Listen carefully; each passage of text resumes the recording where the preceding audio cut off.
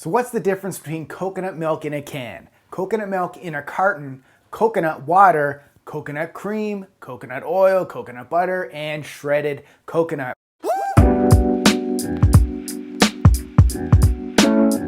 Kat Zinski on Twitter asked, do coconut milk, cream, shavings, and oil have the same benefits? Do you prefer grass-fed butter and yogurt or coconut oil? Coconut. Well, the answer is they all contain coconuts. However, the amount of coconut and how they are processed is different. So based on this, each coconut product can be higher or lower in calories, fat, and nutrients. So let's first compare coconut milk and coconut cream. They taste similar since they are both made from the meat of the coconut and water. The difference is coconut cream is thicker and has a higher calorie and fat content since it's made with more coconut and less water when compared to canned coconut milk. Coconut milk in a carton is even more diluted with water, therefore it's lower in calories and fat. I much prefer the canned kind because it's more naturally coconut. Shredded or flake coconut shavings is the dried variation of the white coconut flesh. Now it is the main ingredient in coconut milk. So simply add the dried coconut to a blender with water and you have coconut milk.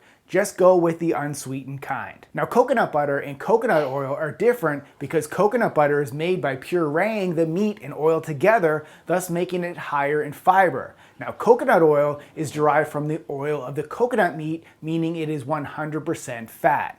So, and then grass-fed butter and yogurt or coconut oil? Coconut oil. Yeah, we love coconut oil for so many purposes. And if you don't consume dairy, you can use coconut oil as a butter substitute. Finally, coconut water comes from the water inside the coconut, but it doesn't contain the white flesh. This makes it much lower in fat when compared to coconut milk.